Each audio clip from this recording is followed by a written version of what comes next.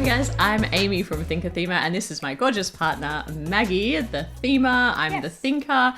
This is Back Chat, and I'm so excited. I really thank you everyone for giving us the feedback on the new format for this series, where we rate and rank every Kickstarter, or at least all the ones we can find, tabletop games, depending on our level of excitement. And you guys said that you enjoyed it. We really enjoyed making it. It takes us a little bit longer than usual. It does. But I think we got faster at it this week. We spread them out over the 2 weeks. Yeah, we didn't leave it all to the last minute. We didn't leave it all to the last minute to evaluate them all at the same time. And so we've just been like sitting with them and engaging with them. And it's been a lot of fun. And so this week there was, how many were there this week? 29, I think, that we went through. 29 different games.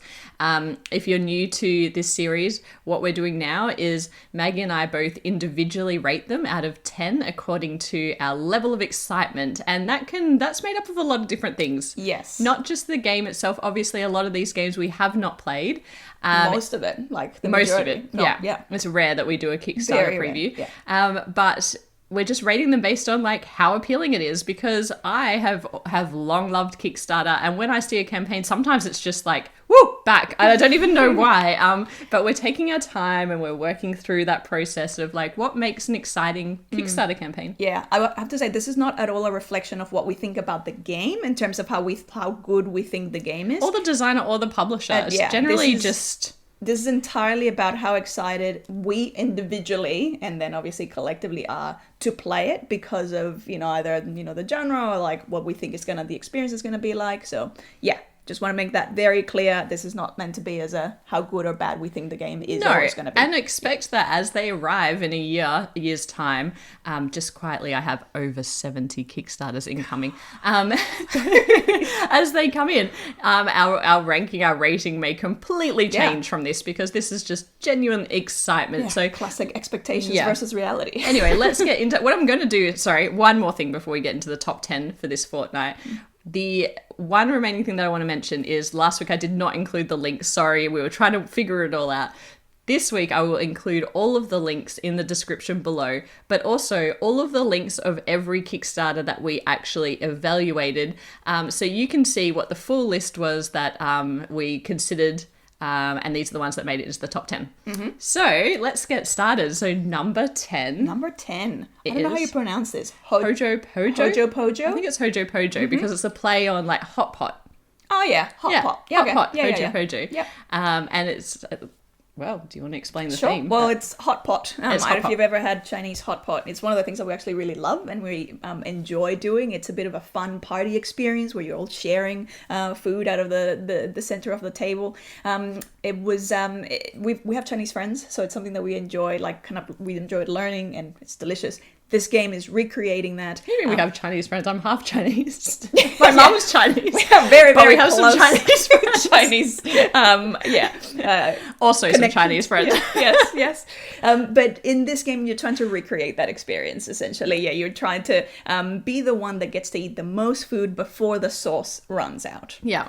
And one thing actually that I love about the last fortnights of games is how amazing is it to see so many female designers? Yes, it's by a female designers. So this is our first time designer. She's based in Singapore, and I just love this unique theme. I know I'm not into theme, but food draws me in, travel draws me in, I feel like she's becoming more into theme. No, it's just the food. I've always been about food. Yes. And so Hojo Pojo is just, I love the artwork. Yep.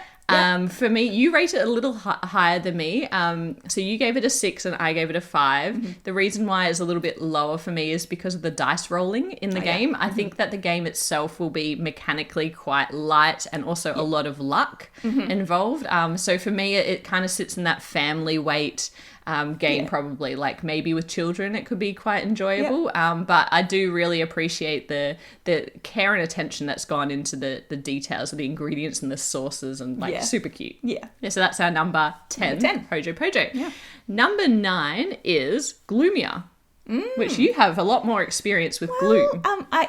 Gloom, I was actually just reminiscing because Gloom was probably the first card game that I got well before we got into the hobby. And I just was so drawn to the artwork, and it was just so, like, I remember going into the game shop and I was like, what is this? And it was just that it's in Gloomier is very similar. You've got those translucent cards where you're kind of card building. Card crafting? Card crafting, yeah.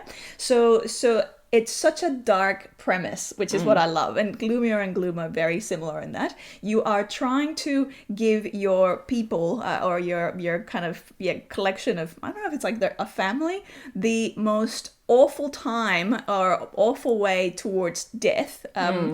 But at the same time with your opponent, you're trying to kind of give them happy events and like make them like happier and sort of make their life better, so that they get kind of like less or fewer points at the time of death. Yeah, and the winner is the person with the least amount of victory points. Well, yeah, so the one that or the most negative. The one who ended up having the absolute worst time with their people. I like how you're correcting me in thematic terms. Like I'm like the least victory points, and you're like, no, it's the characters that had the worst time. Yeah, it's the same thing. So anyway, it's the but same in thing. Gloomier, it's sort of been said as an extension or a sequel, pretty much, to Gloom. Yes. Where it's still very similar in terms of the translucent cards. You're still building that story, but in this one, it's a bit more. Apparently, it's more in depth, the storytelling element, because it is kind of fun when you're discovering what happened to your characters.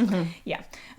So I think for me, I haven't played Gloom actually in a long time. Yes. I would be keen to kind of explore it again with this sort of new beefed up perspective of the hobby. Yeah. Well, you gave it a 6. I gave it a 5 again. Usually it's the other way around. Yeah, you said I'm the weirdly tough one with the ratings. Yeah. But for me, firstly, something I love about Kickstarter is exclusives. And yes, they did have some kind of bundly things. But for me, I know I'll be able to get this at retail. So that kind of like suppresses my excitement a little bit, and not backing this. Some feedback we got on this series is to note when we're backing things. So we will do that, but this is not one that I've backed because I think I can grab it retail.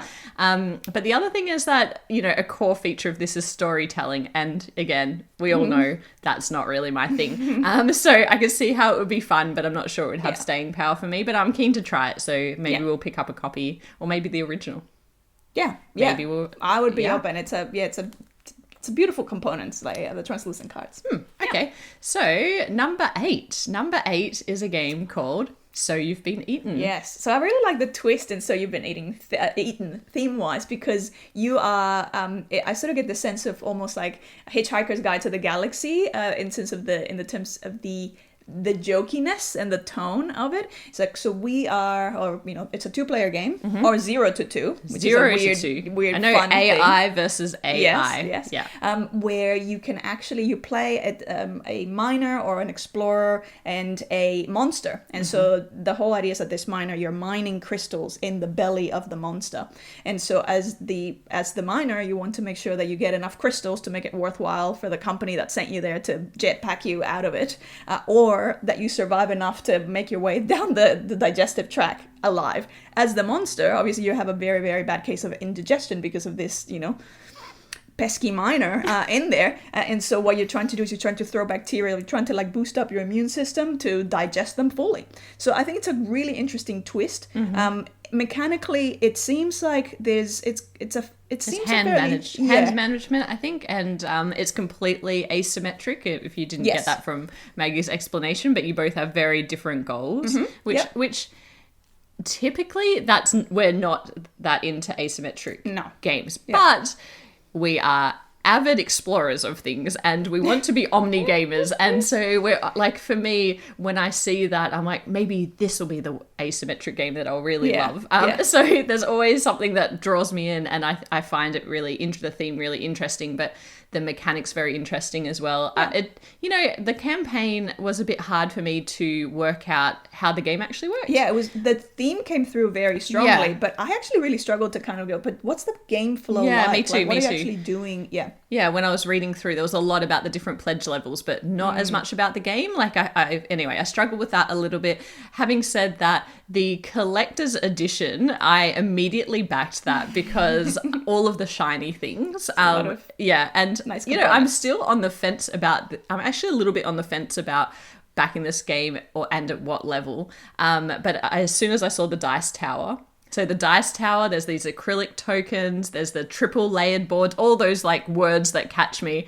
And I was just like, yes, I want to go complete fancy. But the more I think about it, it's like quite expensive for a 2-player game. So I'm just trying to work through that at the moment. My reservation is that it might be a little bit light, like overall. Like it's do you think so? I don't know. Like I get the sense that it might be a light, maybe not in the sense of the puzzle, but yeah, that might not be correct at all. It just feels like it's going to be short and kind of like, oh yeah. Well, I just think because it's a 2-player game, it's like, by the time I could probably buy a bigger game for that same amount of money, but I don't need to get the fancy one. So maybe I'll just downgrade my pledge and we'll give it a go. Yeah. But anyway, that's our number 8. So you've been eaten. Number 7 is a little game called Hit the Silk. And this one I was pretty keen on after watching the video. And we always joke about this because as a Kickstarter backer for a long time, I never pay attention to the videos. Like, everyone kind of knows it's an ongoing thing that the videos are pretty useless generally. But when we watch them together now, it's quite hilarious because we watch it first before we go into the campaign. And it's a really different experience because it's like the publisher is setting you up to, to then evaluate the campaign. And some of them are great and some of them are dreadful. And I just wanted to mention Hit the Silk because actually the video is really good here. Very good, yeah. Very good, and it gave us an immediate sense of the game and probably created more excitement than the campaign because I had read the campaign before we watched it together. Hit the Silk is a little game where it's you are basically on a plane and you've finished a casino heist and you're all on this plane with all of your bounty, and then the plane goes down, the pilot jumps out, shoots the engine, disappears, and you have to all jump out of the plane essentially. So Hit the Silk is about the parachute and getting out of the plane, but there's one fewer parachutes than there are people on the plane. And so what is going to go on is a lot of swapping of cards and kind of negotiating and conspiring with each other to ensure that you have enough money or enough loot when you hit the ground, because if you don't have enough loot, the casino mob is going to come after you anyway. You have to pay the casino debt. So you're all trying to, it's kind of semi-co-op because you're trying to have enough money so that you can get away safely and everyone is happy when you hit the ground. But at the same time, there's not enough parachutes, so it's kind of like who's going to be left on the plane. And I kind of find that theme kind of amusing, but the way that it's integrated into the mechanics also seems really compelling.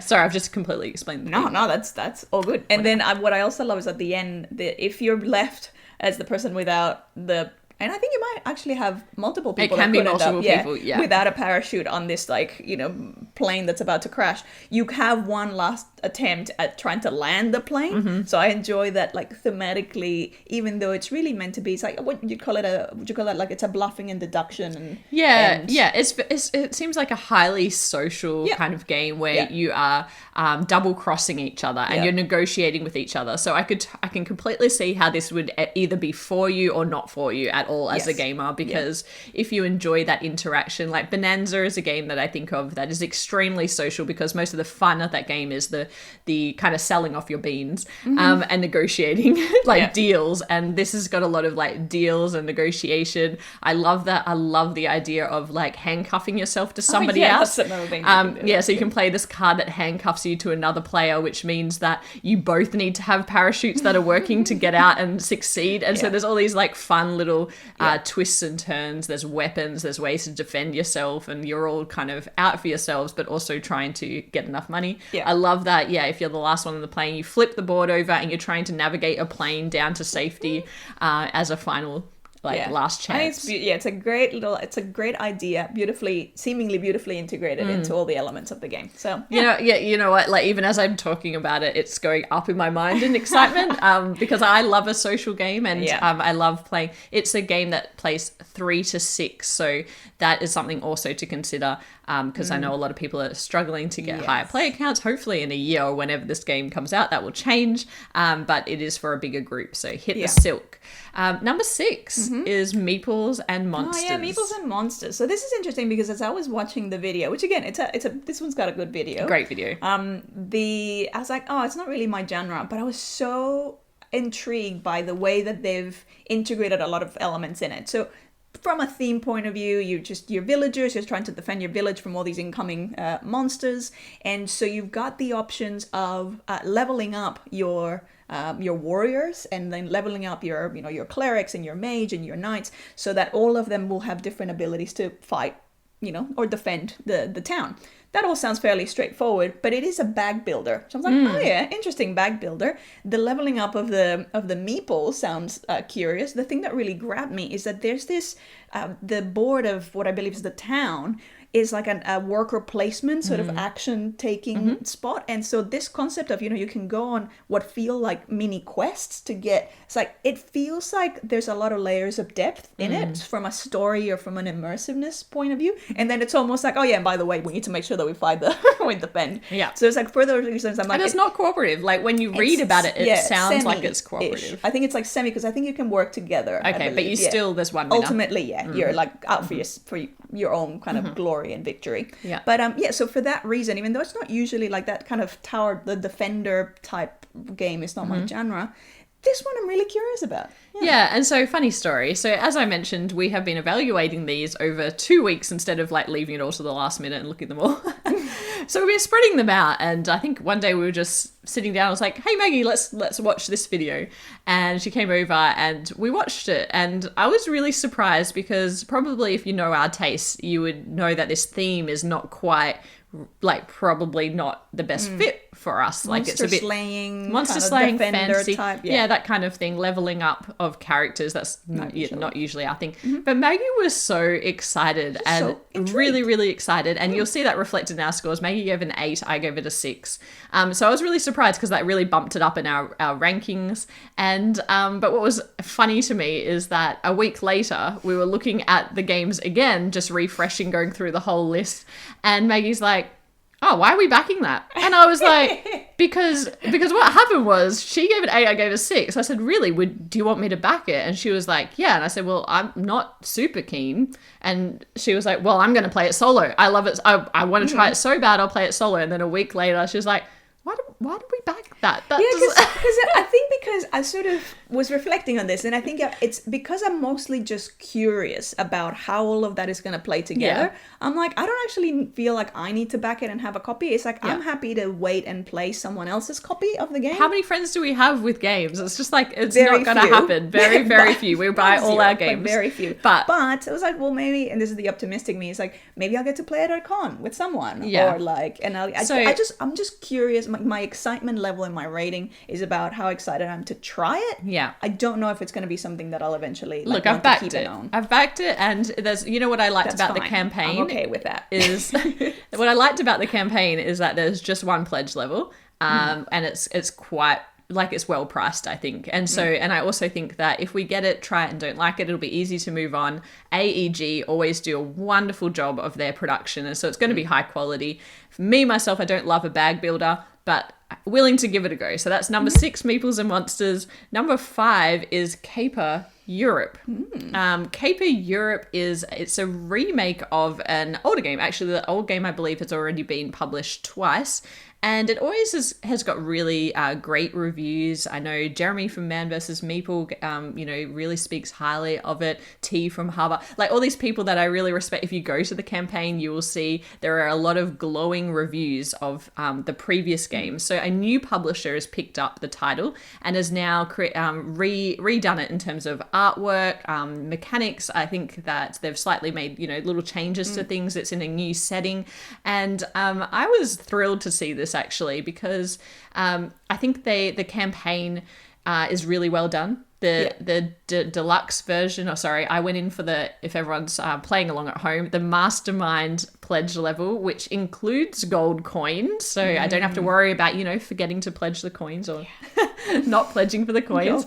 And it's pretty well priced, and it looks beautiful. The artwork is just stunning. It's stunning. The illustrations are so beautiful. The premise of the game is pretty simple. It's a 2-player only game, and you are card drafting. So you are basically taking a card from a hand and then swapping decks, swapping decks and then taking another card. So you're just drafting and playing cards in front of you. And you are trying to... Well, thematically, you're criminal masterminds trying to employ or recruit thieves and equip them to, like, do heists and around set Europe. collection. And set collection. So card drafting is like set love collection. languages. It is like love languages. Yeah, we don't speak the same language. Board game love languages. Anyway, so that was pretty much an instant back for me. Great reviews, beautiful artwork, well priced. Got me all in. So that's our number 5, Caper Europe. Our number 4 is Gift of Tulips. And the first thing I want to say about Gift of Tulips is that it is an all-female team. Like the designer, illustrator, or the publisher team is by Weird Giraffe Games, and we kind of love what they've been putting out. They are the publisher of Tumbletown, which we really enjoyed. Yeah, really like that game. Really enjoyed that game. So all-female team, super excited about that. And it's a little card game. Yeah, so in this game, beautiful artwork as well. So it takes place in Amsterdam, and it's about the Netherlands. I'm not sure it's Amsterdam. I think it's Amsterdam specifically. Okay, I think. And then you're trying to collect tulips, and it's sort of set collections in it. So it's like different colors and different types. But then you're also going to be trying to collect some for yourself and also gifting them to others, and trying to manipulate the value of tulips in the market. And so at the end of the and you actually, I enjoy that mechanically, and you can speak more to this. You get a lot more points, when you're gifting them. So it's like that. Yeah, I like that idea of like giving flowers, because that is, that's what you do with flowers, is you give them to other people. And I think that's really nice, instead of a game that's all about take, which most games are.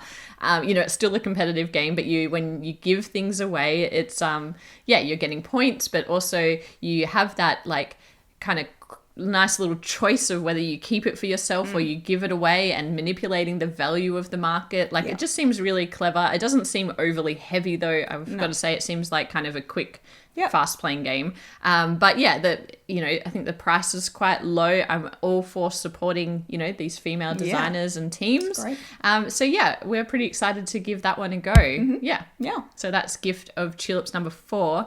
Number 3 is a game called Three Sisters. And this game is by the same designer team that made Fleet, the dice game. And that was a game that we spoke about in our last episode of Small Talk. It's a roll and write game, and this is a roll and write game. And I think if you're familiar with Fleet, the dice game, you'll notice some similarities about Three Sisters. When we looked at it, we were like, okay, I can get an immediate sense of how this would play. It also relies on that combo building. But what I like is that I think thematically, I'll speak to this a little bit, the fact that it is based on some old, like kind of indigenous ways of planting that it's called companion planting, when certain types of plants enable other plants to kind of flourish. And that speaks really well to the mechanisms of building combos of different types of plants working together. I really enjoy that as an idea, as a theme, as much as I do like fishing in Fleet as well. But there's been a little bit of talk about, the name Three Sisters, the use of that name, because it does come from, it has kind of indigenous origins. Beth Sobel, who did the beautiful artwork for this, has been talking about that on Twitter a lot, about the use of that name without kind of explaining more about the origins of that practice, and also maybe giving back to that community as well. So I know the publisher, they are a new publisher, and they're working through that at the moment, and they are kind of educating themselves, which I really respect, because they are trying to do the right thing in calling it Three Sisters. But independent of that, what did you think of the game? Yeah, well, I think it looks and feels like it's going to play very, very similar to Fleet the Dice game, which as a roll and write, in general, I'm not the biggest on roll and writes. And so with Fleet, I was like, yeah, I enjoy it, but I'm not like crazy about it. What I found is I was watching this, like the video and all of that stuff. I was like, I actually feel more into this, and I think it's just because of the theme. Like I was more into this concept of like, the gardening and the growth of stuff than I was with the fishing thing. So that's which is weird, because we love fishing. In real life, yeah, we Yeah. do love fishing. I think it's because it was very commercial fishing, like so it's like, yeah. But then again, like I love Newsford, so I don't know. I don't understand me a lot of times. Neither do I. Yeah. So keep things interesting. So I'm more interested in this. I also want to say, like, because you were mentioning like Beth Sobel, and Beth said that she's going to be donating all of her fee that she charged to an indigenous charity or cause, which I think is like, that's really awesome, and that speaks obviously volumes to to that. But yeah, so that's number 3. Three Sisters. We have backed this game, and then number 2 is Night Market. And Night Market, if you haven't checked out we did a Kickstarter preview of this game. We were lucky to get it into our hands. Yeah, you can check it out in the link somewhere that we'll put up here. Links to that review. Actually, you can see behind that we've still got the remnants of that review in the background. Should have probably mentioned that at the start. We've got all of our plushies because in that game there are claw machines. We love Taiwan, and this game is all about the night markets in Taiwan and the deliciousness that you can get there. So all of the different foods, the bubble tea, the chicken steak, the xiaolongbao, pork dumplings, the amazing theme. And for me, the theme drew me in more than probably the mechanics of this game. I loved everything about it. Yeah, you absolutely loved really it. Enjoyed it. If you're looking at the ratings on the screen, Maggie gave it a 10. Yes. So this is a game that I've actually played, and I can't wait because I know there's going to be some tweaks, and obviously, like, we only played a prototype. Yes. So the actual final components are going to look different, and there's deluxe components, and I didn't get to play it solo, and it's something that I'd really love to play solo. So I'm a 10 out of 10 excited to play this game again. So when we played the prototype, there was no solo. There's now a solo you'll see in the campaign. They are this weekend, I believe, probably before we drop this video even, they are releasing an all-in pledge. So at the moment, you kind of have to pick and choose things. I know that they're working on something that adds everything together, which I'm really happy about, because the solo was kind of like a bolt-on that you could choose instead of the in the deluxe pledge. You had to choose between that and the expansion. There are new expansions coming as well, one of which is an arcade expansion. And I can't wait to check that out because obviously that's the part of the game that I really resonated with, aside from food, arcades. Every one of these plushies that you see behind us have been won out of a claw machine. None of them have been bought. In Asia. They've all been earned. Yes. I have worked very hard for those and probably paid way too much in my efforts with the claw machine. So they haven't been bought, they've been overpaid for. With a lot of actual money going into a machine, sweat and tears. I feel like we haven't, again, we're getting sidetracked by the theme because that's how much we're into the theme. The game is a worker placement kind of puzzle. There are combos that you can do with the 5 workers that you're placing out into the center board. You are using those workers to collect resources, bringing those resources back, and using the placement of your stall tiles to fulfill customers' needs in terms of the customers that you're drafting from a central pool. You're buying these customers in, and then they are going to want certain types of dishes from certain parts of your player board. And it's a really nice, interesting puzzle. Maggie gave it 10, I gave it an 8. The reason why it's an 8 for me is it was a little bit fiddly for me and a little bit multiplayer solitaire. Both things which I love. Yeah, both things that Maggie loves and I don't love so much, but the theme probably actually boosted that score a little bit above what I thought of it mechanically. So I am excited to receive this game and to see how it ends up. So that's our number 2, Night Market. Our number 1 is Everdell. New Leaf and Mistwood. Everdell. Did you say Everdell? Everdell. ESL. I will pronounce things weirdly. This English as a second language. It will happen. So how do you say it? Well, Everdell. Sure. You probably said that. Maybe I said Everdell. I don't know. I'm hearing, like right now I'm here when you're saying the two things, I hear exactly the same thing. So and this often happens like because Spanish is my first language, and so it's like when you say things like no, like this, I'm like you were saying the same thing twice. Anyways, fun insight. Really fun insight. Actually, I should sidetrack. Okay, in Australia, the word for a cigarette, like we have a slang word for a cigarette. No, this is a real sidetrack. Yeah, and the word for cigarette is to have a durry. And it's just this ongoing joke the Every whole other time. It's like dowry. Maggie can't Dowry? pronounce I it say properly. like dowry. A dowry? Like, I'm like, no, like that's you no, give that's not the it. payment for someone No, to that's marry not it. Yeah, your no, you're having offspring. Anyway, moving on. Neither of us are smokers, by the way. No. So Everdell, New Leaf, and Mistwood. So 2 new expansions from Everdell. Everdell is a worker placement tableau building game. We have never played Everdell. It is like a my glaring Chai 2.0. a glaring gap in our collection. And something that every time I look at it, I'm like, why don't I have this? Everything about it looks like something that I'm going to absolutely love.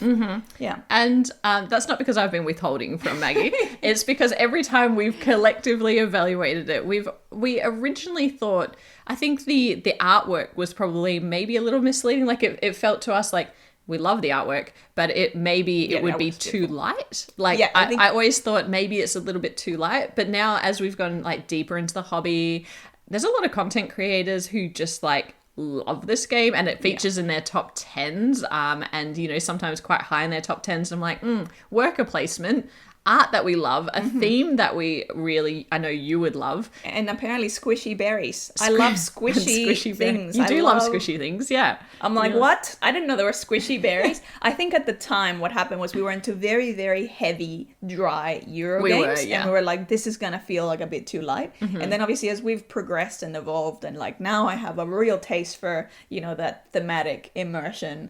And it's like, now I'm like, what am I doing? This is everything that I would love. Yeah, so and really also like as we've gone more into games, I think our other friends who are not gamers have like seen our collection and wanted to be more into games, and so now I actually really appreciate anything that's like mid-weight that can help like upskill people, get them into heavier style games. And so I think this looks really accessible.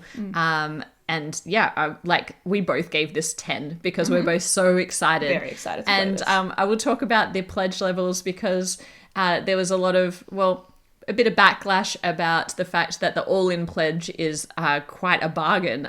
You know, for $199 you're getting everything, including the wooden Everdell tree, which is something that of course I wanted to collect. The beautiful inserts to keep everything in a single box. A lot of people are offloading everything that they've collected before and pledging all in. And you know, on one hand, I totally understand if you've committed and paid a lot of money up front that could be a little bit frustrating. At the same time, it's like super nice to be able to bring new people into the hobby and not to feel like I, as someone who wasn't into the game, feel like I've missed a lot of the collector's stuff along the way, and it's actually really hard to find. So here in Australia anyway. So I, for one, was extremely grateful for that all-in pledge.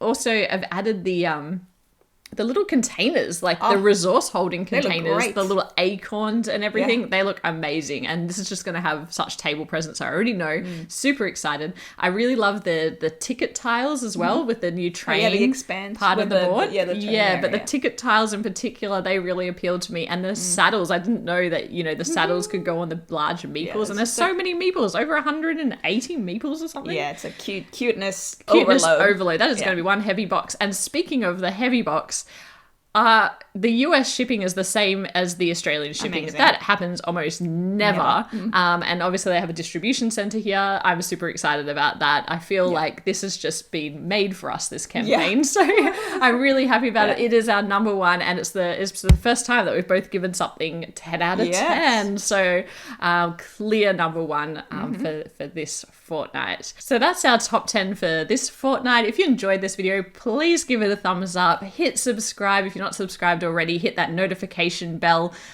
because YouTube does some weird things, and if you want to know when we drop a video, you may miss a video. If you haven't been fully notified. And do it today because there are exciting things coming up this week. Woo, exciting. But also we have some more game reviews. We'll have small talk as always at the end of this coming week. But thank you for tuning in. We're really enjoying this format. We're enjoying doing our top 10 every fortnight. It's a lot of fun.